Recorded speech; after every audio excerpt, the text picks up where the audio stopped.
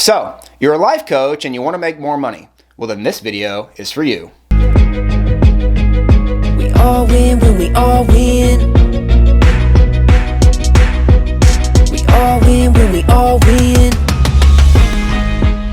Hey there, my friend. It's Super Sid, the marketing shaman, and I help life coaches and healers make their first or next 100K with profitable presentations. And in today's video, we're specifically going to talk about money, how it works, and specifically how you as a life coach can make more of it. We're going to be going over how money works at a groundular level, like they're not printing money every day, y'all. Like, how does money work? Why does money get put into more people's hands? And specifically, how you can get more money put into your hands really, really quickly as a life coach. Without any further ado, let's go in to the training.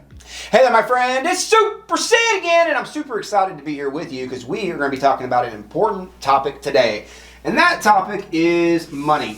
And specifically, how do you make more money in your life? And specifically, how more money is going to help more healed people every single day. So have you ever heard of this, or has it ever crossed your mind, right? That money, right, is specifically, right, this really, really bad word.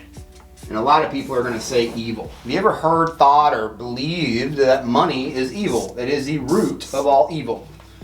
Right? And the truth of the matter is that it's not. The fact is that money, right, is what helps society move, and the truth of the matter is that it's not that people are going and spending, it's not that people are going and printing out new money every single day. What I want to go over with you in this video is exactly how more money is going to help more people, but exactly how more money is going to be made with everybody in the world so that we can all win when we all win. And it really starts with understanding how money works. So the way I want to go over with you exactly how money works is I'm going to tell you a specific story that is going to show you exactly how money works. And as I'm telling this story, I'm going to be drawing it out for you here on this board so that you can understand exactly, right, not only from the story and me telling the story, but also from the visual that I'm going to give you here on this board. So I had a friend of mine once who lived out west, and he was in between Las Vegas and he was in between San Diego, and he would travel with his family. He used to work in Las Vegas, and he was a stage performer, and then he used to go down and be with his family in San Diego. Now, what he would do is he would there was one night when he was traveling, and he ended up being way too tired, and he needed to stop about halfway there. And there's a little town, right when you cross into California, that's right around halfway there between San Diego and Las Vegas. And he had to stop, and when he stopped, he got off this exit like in the middle of nowhere, and he stopped in this exit, and all there was this one rinky-dink motel that had like no cars in the parking lot, and there was this like really, really loud, really, really raunchy looking bar across the street, and that's all there was. There was barely any lights. It was super, super creepy. So anyway, he gets out and he goes into this motel, and he's like looking around, and there's this one guy. It's the only person he sees is sitting at the front desk, and he walks up to him and he says, "Hey, so how much for a room?" And the guy says, $100. And my friend looks at him and he's like, "What? $100? Like, this place is a dump. There's no one here. Like, I just need a bed. Like, $100? Are you serious?" And after kind of going back and forth, the guy's like, "Yeah, it's $100, man. Like $100 to get a room." So he finally says, "All right, so here's what I'm going to do. I'm going to take out this, crisp, brand new, freshly smelling, right, $100 bill, and I'm going to hand it to you. You're going to give me keys to go look at my room, and I'm going to go and I'm going to look at my room. And if I like my room and it's somewhere I want to stay, then I will stay in my room. You can keep the $100 bill, and I will stay here, and get up and leave in the morning. If not, then I will come down from my room, get my $100 bill from you, and then just go to another motel and stay somewhere else. Is that cool?" And the guy said, "Yeah, that's fine. You can go check out your room. Here's your room. It's going to be around the corner. Go up there, go up the stairs." And he sent him over to his room on the other side of the hotel. Right after my friend crossed that corner, right, it didn't take but a split second, and the guy behind the front desk had taken this $100 bill, and he had run right back across, right, over to the bar.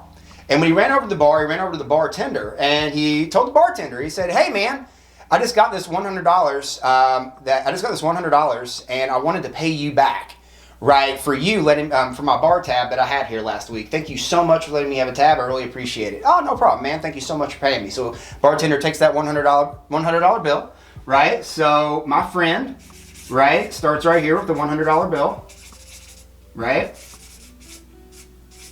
He then is going to pass that $100 bill to the bartender, right? That bartender then, after he gets that $100 bill, gets his wallet, he's about to put it down in his wallet, gets a call, and he realizes this call was from a new person who just walked into his bar, which was an old friend, right, that had let him, right, borrow money, right, to fix up his bar not too long ago, and he still owed him $100. So he needed to give his friend this $100, and he got this $100 out of nowhere. So he's like, "Hey friend, I just got this $100. I owe you $100. I'm going to give that to you." So he gives this, he gives this to his fixer-upper friend, is what I'm going to call him, right, or his, jack of all trades, whatever you want to call him. But the construction man, right, that fixed his bar, he then gives him the $100, right? And that guy came in and he was like, "Oh, that's awesome. Okay, I got this $100. Sweet. I wasn't expecting that." And as the, he puts that in his pocket and he's like, "Oh, I want to go play pool. I'm going to go play pool." And then he goes over there and he's going to try somebody to play pool with, and he finds, oh my gosh, right? Oh my gosh, it's the grocer. And it had just been Thanksgiving. It had just been the holidays. He had this big old family feast. But he didn't have the money, right, to buy all the food at the grocery store. So he actually walked up to the guy at the pool table and he said, "Hey man, like, wow, my wife told me exactly what you did for us and how much you helped us. And I got the extra $100 now to pay you back for all those groceries. And I want to make sure I pay you back, and I really appreciate it. Thank you so much." So then fixer-upper guy then gives the $100, same $100 bill, right? To who? Right? Gives it to the grocer. At the, at the pool table. Now that it's, the grocery, at the pool table, the grocery store then realizes, oh my gosh, right? I had family here for the same holidays, right? That fixer-upper dude, had holidays. I had family here and I couldn't leave them at my house and they had to stay at the hotel. And I didn't have $100, all the money, and he lent me $100 to let him stay at the hotel because we're good friends, and I still owe him $100. I gotta go pay him before I leave. So then the grocery store guy then runs right back across the street, right? Runs right back across the street, right, to the guy that was at the bar, and then when he goes back to the guy that was at the bar, to the guy that was behind at the hotel that came to the bar first with the $100 bill that my friend had given him, he said, "Hey man, thank you so much for letting me stay in your hotel last week. Let my family stay in your hotel last week. I owe you $100. I'm paying you that $100 now." So he goes back over there, right, and he pays that guy the $100 back. So now it's back at the guy at the hotel. And then right at that time, and the grocery store guy is walking out the front door, my friend comes walking around the corner disgusted. He is not staying at this hotel. He comes right back to the front desk, right? Says, "I want to get my $100 back. I'm going to go find somewhere else to stay." Hey, not a problem. And now, right, hotel guy who just got the $100 here for his payback simply then gives my friend back his $100, which he's only been gone for, however long, not too long, 15, 20 minutes. And 15 or 20 minutes later, the $100 bill that had started in his pocket comes right back into his pocket, right? 15 or 20 minutes later. Now let me ask you a question. Was this debt paid? Was this debt paid? Was this debt paid? And was this debt paid? So my point in all of this is that the $100 bill, right? Same $100 bill moved hands, right? 1, 2, 3, 4, 5 times, and was able to pay, right, $500 worth of debt in 15 minutes, 20 minutes before my friend ever came walking right back around the corner, got that same $100 bill back in his pocket, and went on his merry way. Over $500 of debt was able to be paid for and accounted for during that time. My point in all this is that it's not like you're going out there and you're needing to print more money to make more money. The way all of us make more money is the more money that exchanges hands and the velocity of money at which it exchanges hands. The reason this is important is because I think a lot of coaches or life coaches or entrepreneurs in general are really stuck on this idea of trying to build this company, right, without spending any money, or building this company without getting the proper instruction that you might need, or building this company without doing having the right tools or the right assets or the right people around you that can help you reach your goals and where you want to get to, your promised land, right, of your first and your next 100K as a life coach. And the point of this matter is more money and helping is always going to help more people. But it's not necessarily that more money is going to be printed. It's not going to be printed from the Federal Reserve. They're not just going to keep printing money. That's what increases inflation.